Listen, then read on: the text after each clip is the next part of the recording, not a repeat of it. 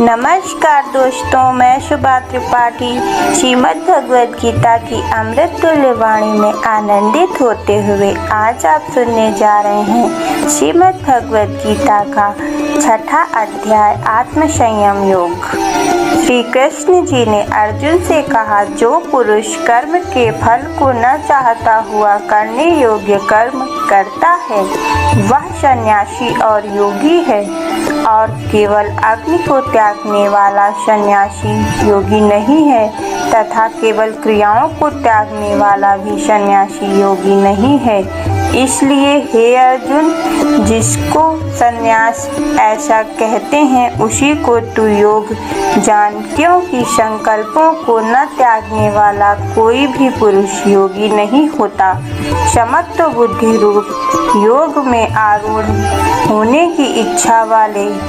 मननशील पुरुष के लिए योग की प्राप्ति में निष्काम भाव से कर्म करना ही हेतु कहा है, और योगारूढ़ हो जाने पर उस योगारूढ़ पुरुष के लिए सर्व संकल्पों का अभाव ही कल्याण में हेतु कहा है। जिस काल में न तो इंद्रियों के भोगों में आसक्त होता है तथा न कर्मों में ही आसक्त होता है, उस काल में सर्व संकल्पों का त्यागी पुरुष योगारूढ़ कहा जाता है। वह योगारूढ़ता कल्याण में हेतु कही है। इसलिए मनुष्य को चाहिए कि अपने द्वारा अपना संसार समुद्र से उद्धार करे और अपने आत्मा को अधोगति में पहुँचावे, क्योंकि यह जीवात्मा आप ही तो अपना मित्र है और आप ही अपना शत्रु है, अर्थात और कोई दूसरा शत्रु या मित्र नहीं है। उस जीवात्मा को वह आप ही मित्र है कि जिस जीवात्मा द्वारा मन और इंद्रियों सहित शरीर जीता हुआ है, और जिसके द्वारा मन और इंद्रियों सहित शरीर नहीं जीता है, उसका वह आप ही शत्रु के समान शत्रुता में बर्ताव करता है। हे अर्जुन, सर्दी गर्मी और सुख दुख आदि में तथा मान और अपमान में जिसके अंतःकरण की वृत्तियाँ अच्छी प्रकार शांत हैं अर्थात विकार रहित हैं, ऐसे स्वाधीन आत्मा वाले पुरुष के ज्ञान में सच्चिदानंद घन परमात्मा सम्यक प्रकार से स्थित है, अर्थात उसके ज्ञान में परमात्मा के सिवा अन्य कुछ है ही नहीं। ज्ञान विज्ञान से तृप्त है, अंतःकरण जिसका तथा विकार रहित है, स्थिति जिसकी और अच्छी प्रकार जीती हुई है, इंद्रिया जिसकी तथा समान है मिट्टी पत्थर और सुवर्ण जिसके, वह योगी युक्त अर्थात भगवत की प्राप्ति वाला है। ऐसा कहा जाता है। जो पुरुष सुहृदय मित्र वैरी उदासीन मध्यस्थ द्वेषी और बंधुगणों में तथा धर्मात्माओं में और पापियों में भी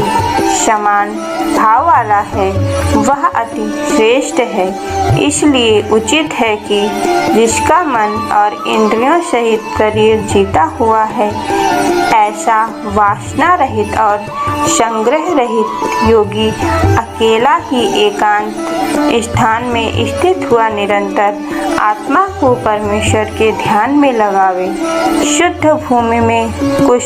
मृगशाला और वस्त हैं उपरोपरि, जिसके ऐसे अपने आसन को न अति ऊंचा और न अति नीचा स्थिर स्थापन करके और उस आसन पर बैठकर तथा मन को एकाग्र करके चित्त और इंद्रियों की क्रियाओं को वश में किया हुआ अंतःकरण की शुद्धि के लिए योग का अभ्यास करे। उसकी विधि इस प्रकार है कि काया, सिर और ग्रीवा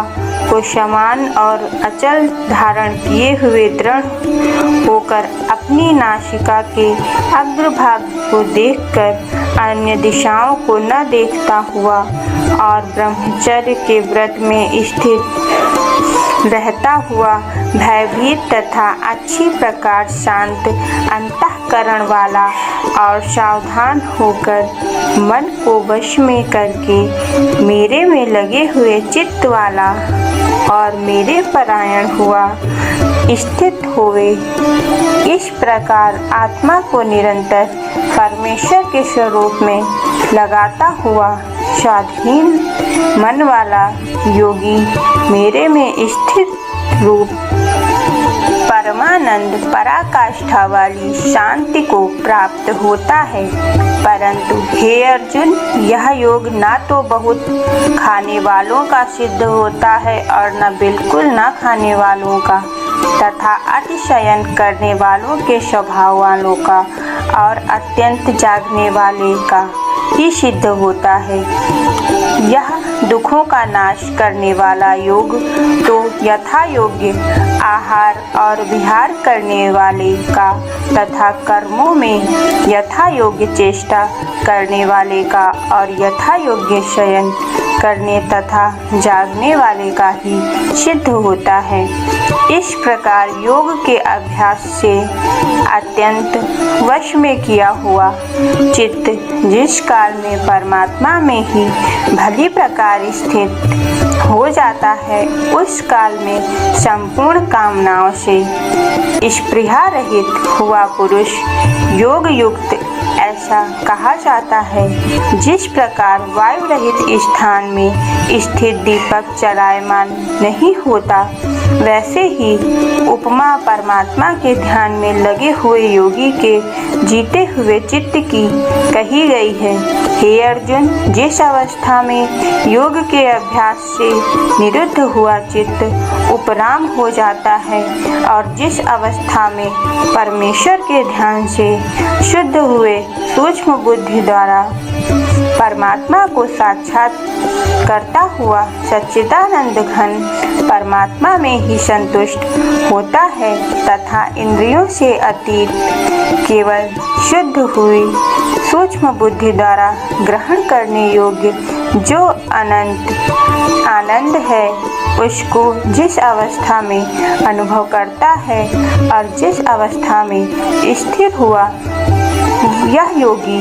भगवत स्वरूप रूप से नहीं चलायमान होता है और परमेश्वर की प्राप्ति रूप जिस लाभ को प्राप्त होकर उससे अधिक दूसरा कुछ भी लाभ नहीं मानता है और भगवत प्राप्ति रूप जिस अवस्था में स्थित हुआ योगी बड़े भारी दुख से भी चलायमान नहीं होता, जो दुख रूप संसार के संयोग से रहित है तथा जिसका योग है उसको जानना चाहिए। वह योग न उकताए हुए चित्त से अर्थात तत्पर हुए चित्त से निश्चय पूर्वक करना कर्तव्य है। इसलिए मनुष्य को चाहिए कि संकल्प से उत्पन्न होने वाली संपूर्ण कामनाओं को निःशेषताओं से अर्थात वासना और आसक्ति सहित त्याग कर और मन के द्वारा इंद्रियों के समुदाय को सब ओर से अच्छी प्रकार वश में करके क्रम से अभ्यास करता हुआ उपरामता को प्राप्त होवे तथा धैर्य युक्त बुद्धि द्वारा मन को परमात्मा में स्थित करके परमात्मा के सिवा और कुछ भी चिंतन ना करे, परंतु जिसका मन वश में नहीं हुआ हो उसको चाहिए कि वह स्थिर न रहने वाला और चंचल मन जिस कारण से सांसारिक पदार्थों में विचरता है उससे रोक कर बारंबार परमात्मा में ही निरोध करे, क्योंकि जिसका मन अच्छी प्रकार शांत है और जो पाप से रहित है और जिसका रजोगुण शांत हो गया है, ऐसे इस सच्चिदानंद घन ब्रह्म के साथ एक ही भाव हुए योगी को अति उत्तम आनंद प्राप्त होता है। वह पाप रहित योगी इस प्रकार निरंतर आत्मा को परमात्मा में लगाता हुआ सुख पूर्वक पर ब्रह्म परमात्मा प्राप्ति रूप अनंत आनंद को अनुभव करता है। हे अर्जुन, सर्वव्यापी अनंत चेतना में एक ही भाव से स्थित रूप योग से युक्त हुए आत्मा वाला तथा सब में समभाव से देखने वाला योगी आत्मा को संपूर्ण भूतों में बर्फ में जल के समान व्यापक देखता है और संपूर्ण भूतों को आत्मा में देखता है। अर्थात जैसे स्वप्न से जागा हुआ पुरुष स्वप्न के संसार को अपने अंतर्गत संकल्प के आधार देखता है, वैसे ही वह पुरुष संपूर्ण भूतों को अपने सर्वव्यापी अनंत चेतन आत्मा के अंतर्गत संकल्प के आधार देखता है। जो पुरुष संपूर्ण भूतों में सबके आत्मरूप मुझ वासुदेव को ही व्यापक देखता है और संपूर्ण भूतों को मुझ वासुदेव के अंतर्गत देखता है, उसके लिए मैं अदृश्य नहीं होता हूँ। वह मेरे लिए अदृश्य नहीं होता है क्योंकि वह मेरे में एक ही भाव से स्थित है। इस प्रकार जो पुरुष एक ही भाव में स्थित हुआ संपूर्ण भूतों में आत्म रूप से स्थित मुझ सच्चिदानंद घन वासुदेव को भजता है, वह योगी सब प्रकार से बरतता हुआ भी मेरे में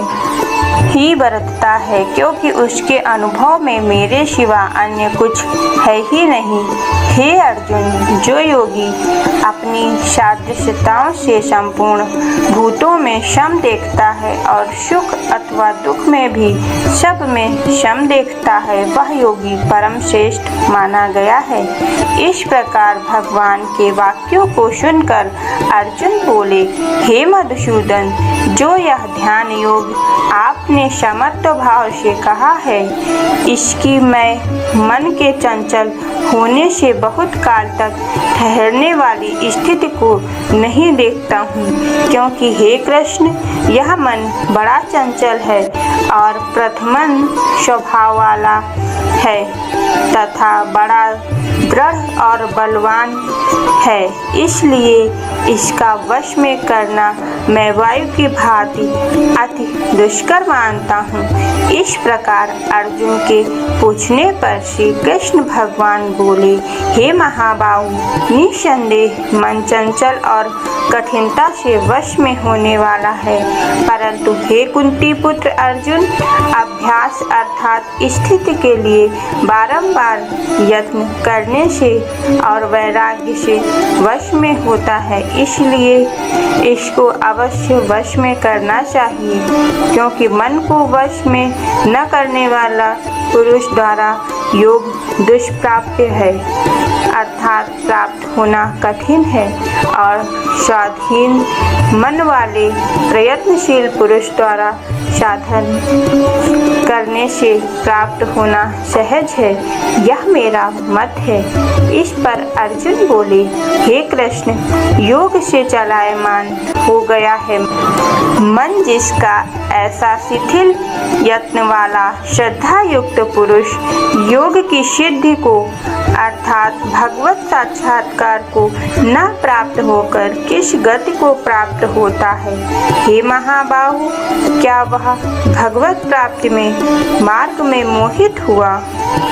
आश्रय रहित पुरुष छिन्न भिन्न बादल की भांति दोनों ओर से अर्थात भगवत प्राप्ति और सांसारिक भोगों से भ्रष्ट हुआ नष्ट तो नहीं हो जाता। हे कृष्ण, मेरे इस संशय को संपूर्णता से छेदन करने के लिए आप ही योग्य हैं, क्योंकि आपके सिवा दूसरा इस संशय का छेदन करने वाला मिलना संभव नहीं है। इस प्रकार अर्जुन के पूछने पर श्री कृष्ण भगवान बोले, हे पार्थ, उस पुरुष का ना तो इस लोक में और ना परलोक में ही नाश होता है,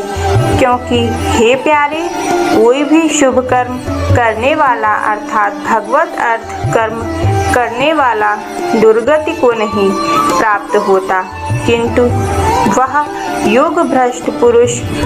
पुण्यवानों के लोकों को अर्थात